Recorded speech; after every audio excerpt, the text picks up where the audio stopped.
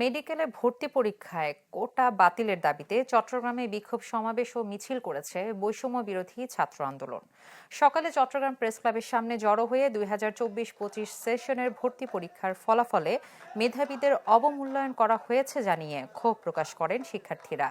অভিযোগ করেন, মেধাবীদের তুলনায় অনেক কম নম্বর পেয়েও সুযোগ পাচ্ছে কোটাধারীরা।